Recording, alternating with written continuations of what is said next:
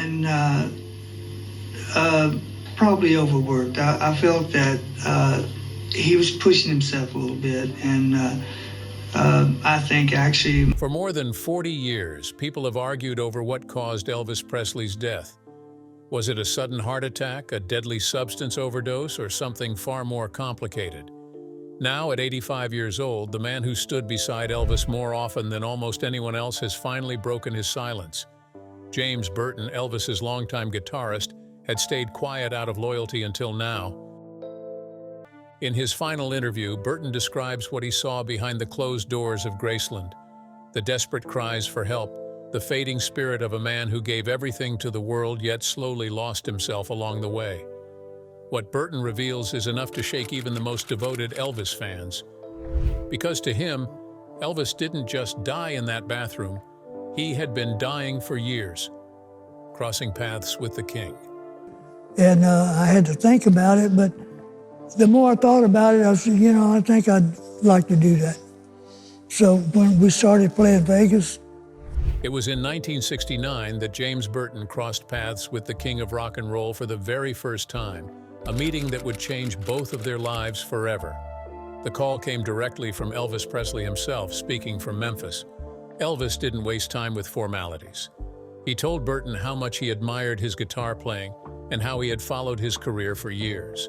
From the Louisiana hayride days to his time with Ricky Nelson on the adventures of Ozzie and Harriet, Elvis had been listening closely, and he knew Burton's style like a fan who'd studied every note. That first conversation lasted nearly 3 hours. They spoke not just about music, but about life, about the ups and downs of performing, the demands of the road, and the kind of band chemistry that made a show unforgettable. Elvis had been away from the concert stage for almost a decade, pouring his energy into Hollywood films, but now he was ready to step back into the spotlight. His plan was bold.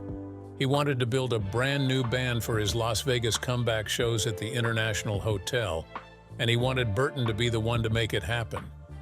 Burton didn't think twice. The offer wasn't just another gig, it felt like an open door into the very heart of music history. A few weeks later, he and Elvis met face-to-face for the first time, and the connection was immediate. Elvis wasn't simply looking for a lead guitarist, he was bringing in someone he trusted to shape and lead what would soon be called the Taking Care of Business Band, or TCB Band, named after his motto, taking care of business in a flash. Yet, this wasn't the first time Elvis had reached out to him. Back in 1968, as Elvis prepared for what became known as his comeback special, the iconic NBC television event that reignited his career, his team had approached Burton. At that time, Burton was already a respected guitarist, celebrated for his clean, sharp style. Elvis's camp wanted him in the show's band, and Burton would have gladly accepted if he could.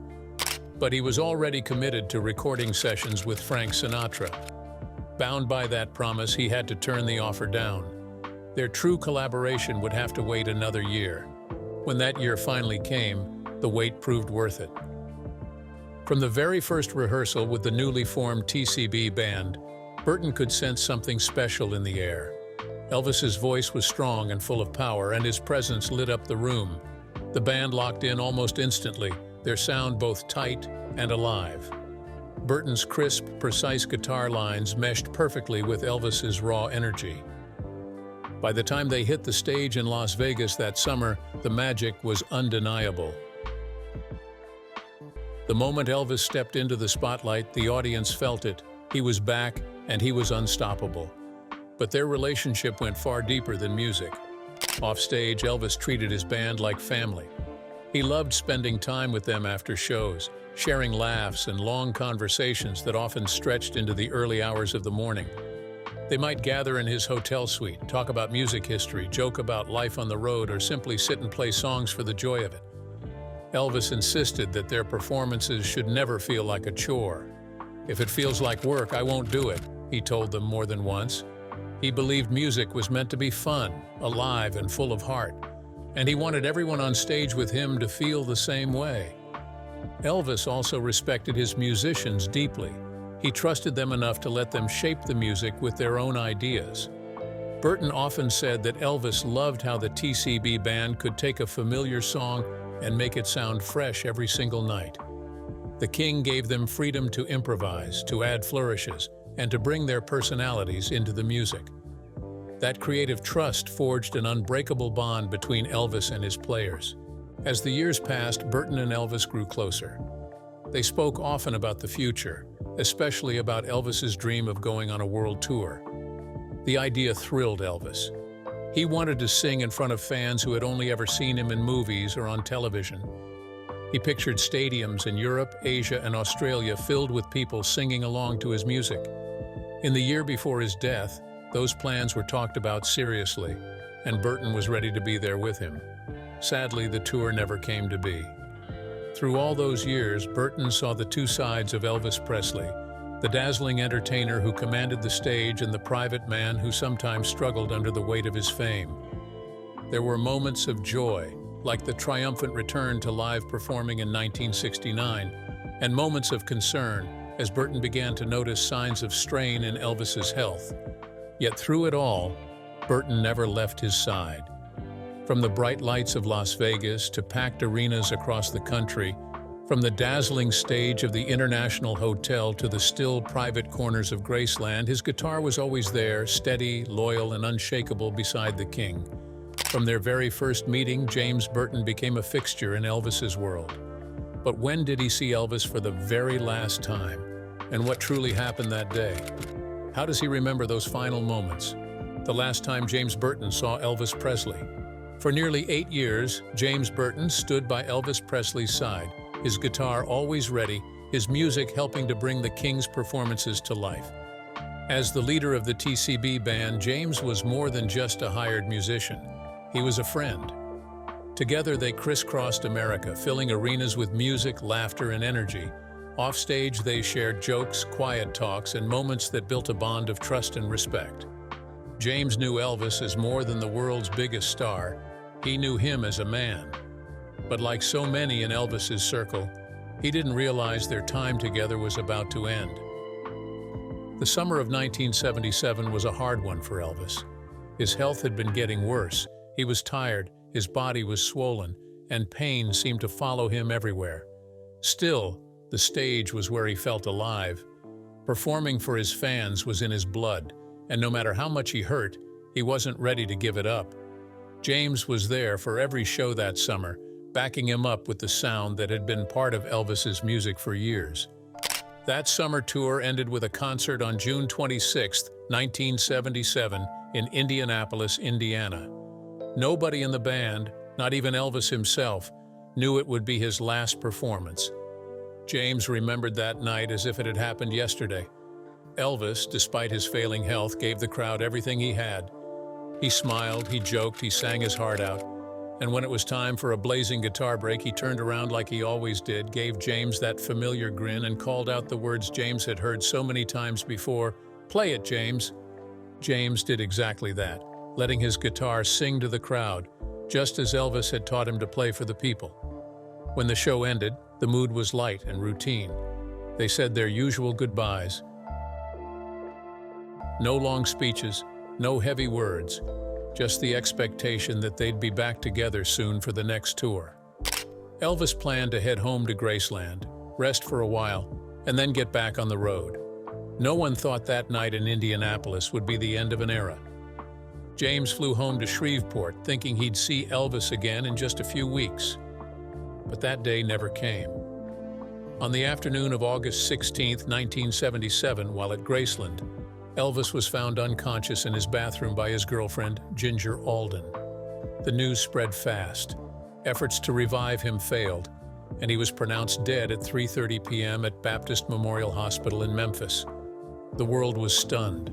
Fans cried in the streets. Friends and family were shattered. When James got the call, he felt the kind of pain that doesn't fade, a mix of disbelief and heartbreak. The king of rock and roll was gone. And for James Burton, it wasn't just a music legend who had died. It was a friend, a man he had shared years of his life with, on and off the stage. In the years since, James has spoken about Elvis with nothing but warmth and gratitude. That last show in Indianapolis became a treasured memory. the final time they stood side by side, doing what they both loved most. James has said he didn't know it would be the last time, but he's thankful Elvis spent his final moments with fans, giving them music straight from his heart. James wasn't at Elvis's side when he passed. That moment belonged to Ginger Alden, who was the last person to see him alive. But James holds on to his kind of farewell, the last nod from Elvis across the stage, the last smile, the last "play it, James" ringing in his ears. For James Burton, that was the goodbye that counted, what he revealed about Elvis's death. And we just kick back and relax and just, enjoy. For many years after Elvis Presley's death, James Burton, his longtime guitarist and close friend, chose not to speak about the things he had seen behind the scenes. He stayed loyal to Elvis's memory, guarding the moments they had shared, especially the painful ones. Fans and the media often debated the real cause of Elvis's passing, whether it was a sudden heart attack, an overdose, or something more complicated, but Burton stayed quiet. He didn't want to add to the speculation. Instead, he preferred to remember the music, the laughter, and the deep friendship they had built over the years. But as time passed, things changed. Age has a way of shifting perspective. At 85 years old, Burton decided it was time to tell his side of the story.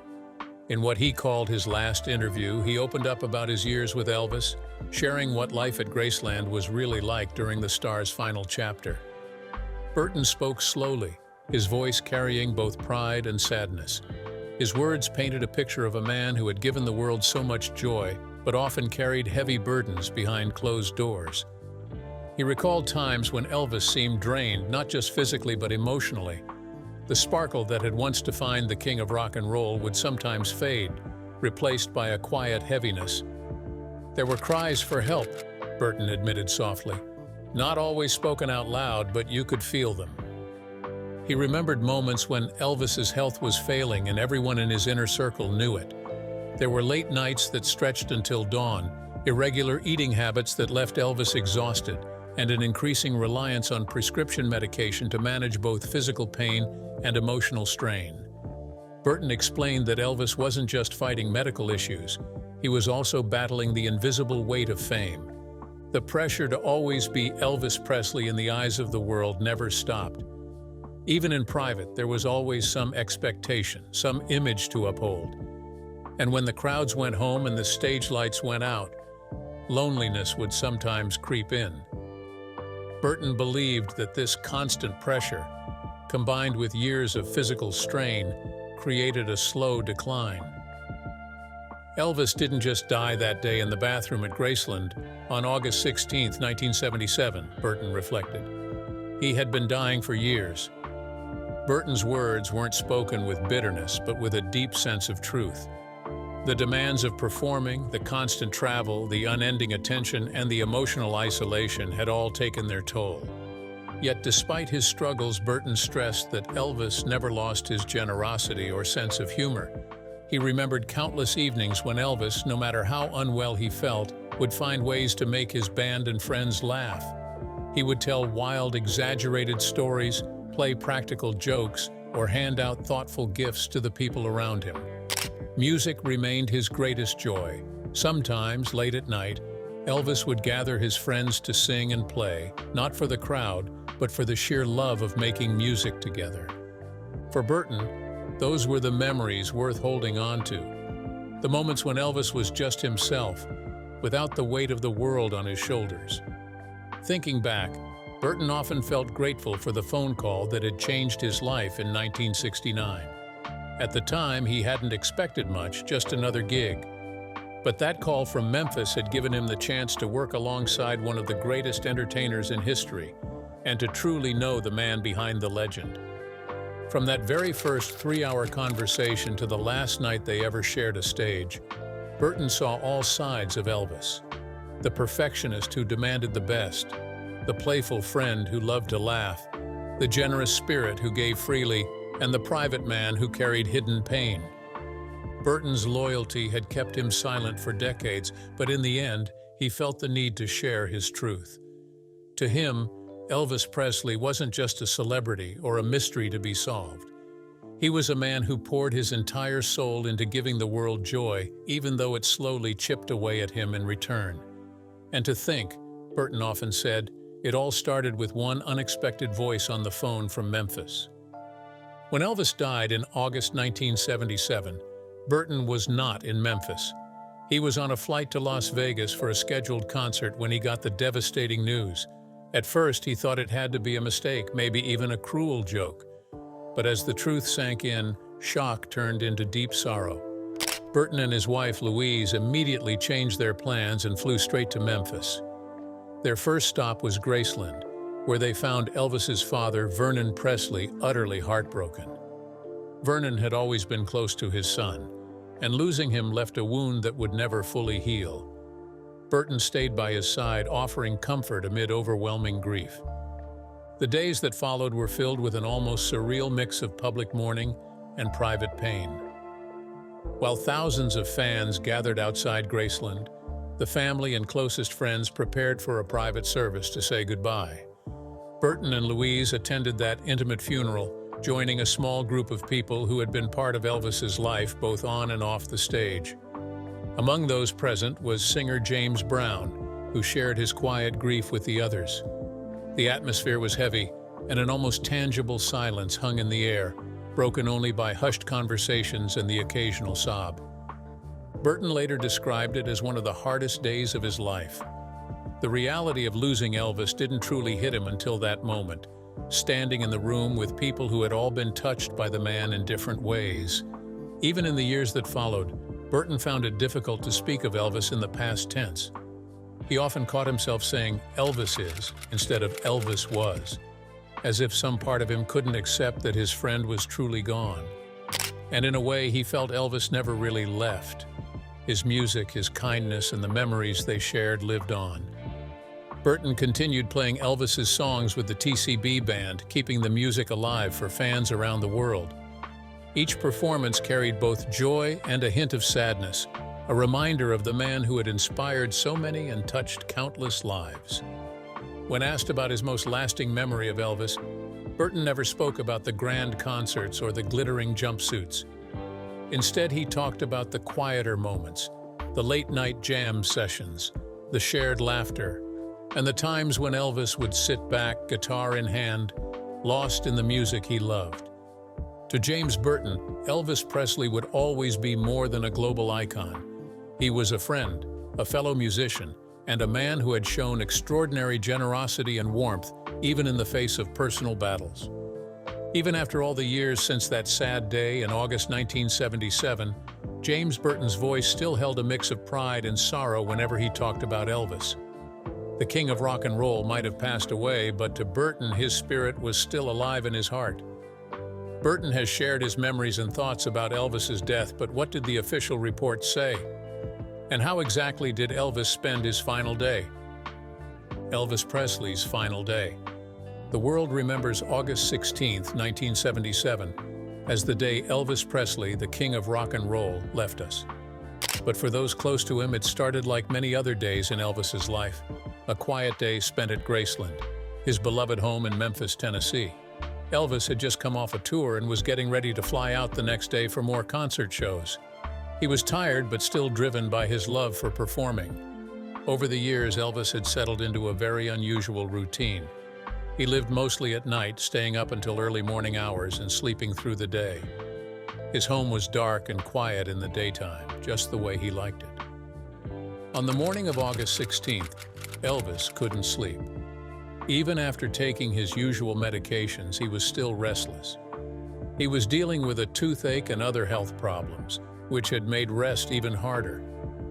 He had struggled with insomnia, pain, and a heavy reliance on prescription pills for years. Elvis had spent part of the early morning with his fiancée, Ginger Alden, reading quietly and talking. At one point, he went into the bathroom with a book in hand, saying he was going to try to relax. Ginger stayed in the bedroom, expecting him to return soon. Hours passed.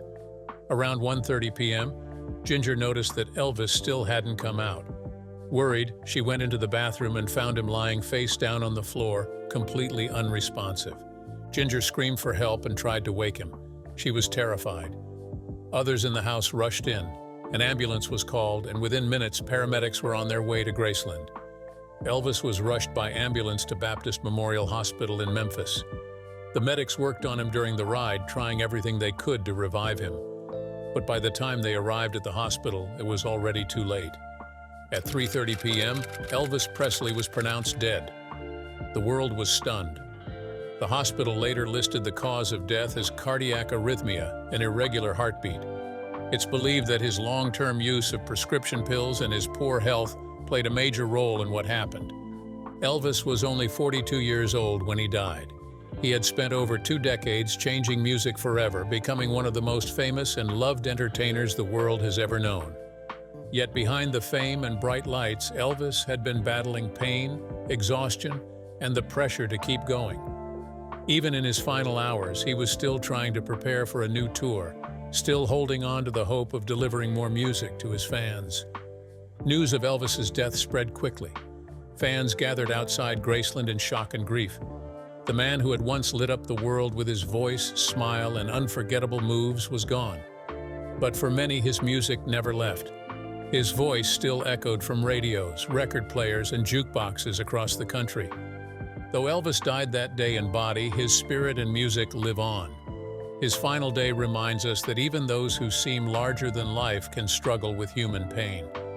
Elvis gave so much of himself to the world, his voice, his charm, and his heart. August 16, 1977, may have marked the end of Elvis Presley's life, but it was only the beginning of his legend. He was the king and always will be. Life After Elvis, the continuing journey of James Burton. Actually, that was probably the beginning and starting of the Suzuki lick, and that was basically my style back then, and it still is. When Elvis Presley died in 1977, the music world lost one of its biggest stars, and James Burton lost more than just a boss. He lost a close friend and a partner on stage. For many years, James had been the lead guitarist in Elvis's TCB band, playing beside him in countless concerts. Fans were left wondering, what would James do now that Elvis was gone? The answer was simple. James Burton was far from finished. In many ways, his next chapter was just beginning. Not long after Elvis passed, James got a call from John Denver. The two had long admired each other's work. Denver knew that James was one of the best guitarists in the world, and James respected Denver's heartfelt songs and warm stage presence. When they finally met in the studio to work on Denver's 1978 album, I Want to Live, the connection between them was instant. They shared stories, ideas, and a deep passion for music.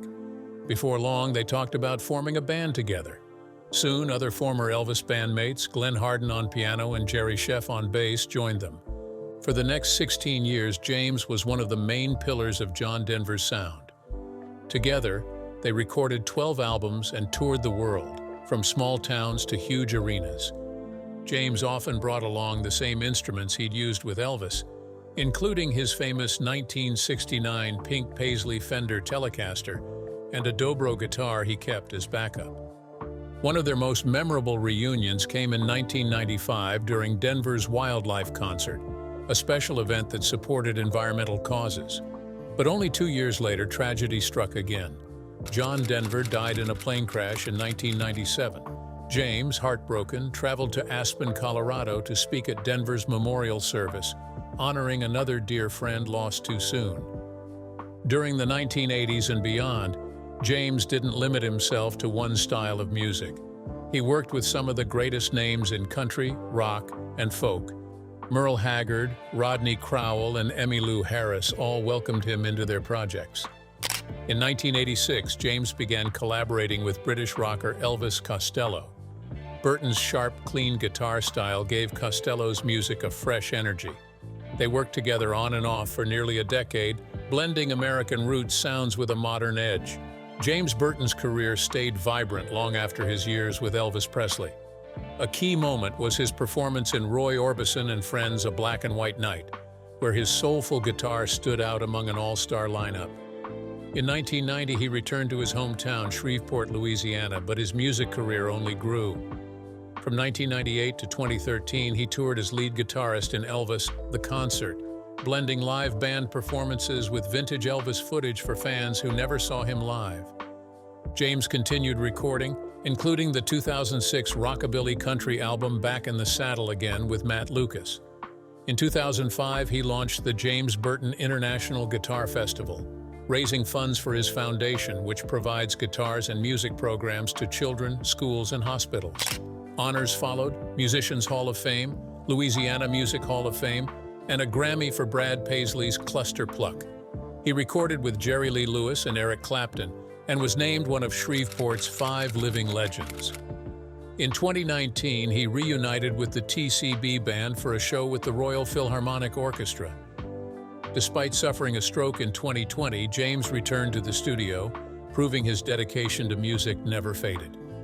Between 2022 and early 2023, James faced some of the toughest challenges of his life. He caught COVID-19, was diagnosed with kidney cancer, and broke his hip all within a short time.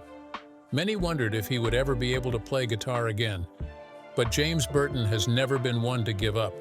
In June 2023, James made an incredible return to the stage. At the London Palladium, he headlined James Burton and Friends One Night Only, sharing the stage with legends like Brian May of Queen, Albert Lee, Van Morrison, Ronnie Wood of the Rolling Stones, Elvis Costello, and Jeff "Skunk" Baxter. James showed that he still had the same magic in his hands. Later that year, he played guitar on Brad Paisley's upcoming album Son of the Mountains, continuing his influence on modern country music. In January 2024, James appeared in the Tournament of Roses parade in Pasadena, California, riding a Louisiana-themed float. After such a hard couple of years, it was a joyful moment for him and his fans. That same year, he received one of his most meaningful honors, induction into the Country Music Hall of Fame. It was recognition of a lifetime of talent, hard work, and heart. Now in his 80s, James Burton remains a hero to guitarists around the world. His style, harp, clean and soulful, helped shape rock, country, and rockabilly music for generations. While he has often stood quietly at the side of the stage, letting others take the spotlight, those who know music understand that his guitar playing has been at the heart of many legendary performances. James's journey after Elvis is about more than just music.